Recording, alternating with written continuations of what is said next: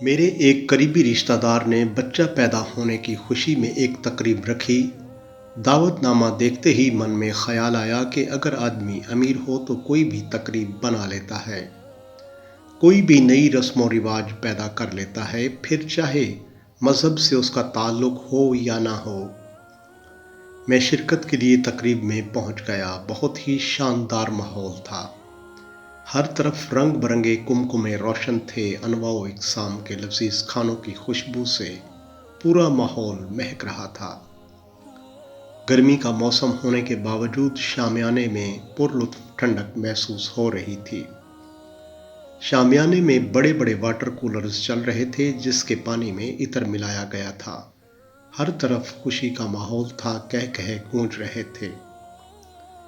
دھیمی آواز میں موسیقی چل رہی تھی اور لوگ لذیذ کھانوں کا مزہ لے رہے تھے۔ ہر فرد اپنی مستی میں مست تھا، ہر کوئی سرور و مسرت کے کیف میں ڈوبا ہوا تھا کہ میری نظر اچانک ایک غبارے والے پر پڑی جو باہر شامیانے کے کونے پر غبارے لیے اس امید میں کھڑا تھا کہ شاید یہاں اس کے کچھ غبارے بک جائیں تو وہ آج اس کا بھی چولہا جل جائے۔ میری نظر بار بار اس کے چہرے پر ٹک جاتی۔ عجیب آس و امید تھی، یا جیسے سوچ رہا ہو کہ کیا ہمارے نصیب میں یہ سب ہو سکتا ہے؟ کیا ہمارے بچوں کے نصیب ایسے ہو سکتے ہیں؟ اس کے چہرے کے اتار چڑھاؤ سے یہ سب صاف ظاہر ہو رہا تھا۔ وہ بار بار للچائی نظروں سے ان لذیذ کھانوں کی طرف دیکھ رہا تھا، کبھی کھانا تقسیم کرنے والے لڑکوں کی طرف حسرت بھری نگاہ سے دیکھتا۔ میری نظریں اسی غبارے والے پر جیسے جم سی گئی تھیں۔ اچانک ایک صاحب اس غبارے والے کے پاس پہنچے اور اسے وہاں سے جانے کے لیے کہنے لگے، اور بہت ہی سخت لہجہ اختیار کیے ہوئے اس غریب کو ڈانٹ رہے تھے۔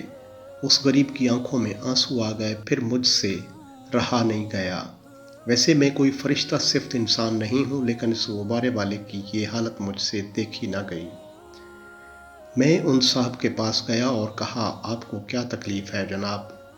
اس غریب کے یہاں کھڑے رہنے سے اپنے روزگار کے لیے کھڑا ہے، کسی کی جیب تو نہیں کاٹ رہا؟ وہ صاحب کہنے لگے، جناب ایسے لوگوں کا کیا بھروسہ؟ میری برداشت سے باہر ہو گیا اور میں بہت ہی اونچی آواز میں ان صاحب پر برس پڑا۔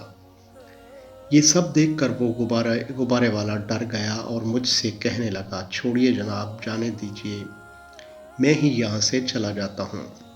چیخو پکار سن کر میزبان صاحب بھی وہاں تشریف لے آئے، اور جب انہوں نے پورا ماجرا سنا تو غمگین ہو گئے۔ ان صاحب سے کہا، غبارے والے سے اور مجھ سے معافی مانگیں۔ میں حیرت زدہ ہو گیا، لیکن وہ صاحب معافی مانگنے کی بجائے غصے سے وہاں سے چلے گئے۔ پھر میری آنکھوں نے ایک اور کرشمہ دیکھا۔ ان میزبان صاحب نے غبارے والے کو بڑی عزت و احترام سے کھانا کھلایا اور اس کے ساتھ بچوں کے لیے کھانا بھی پیک کر کے دیا۔ اللہ کتنا رحیم ہے، اور میزبان تو فرشتہ نکلا۔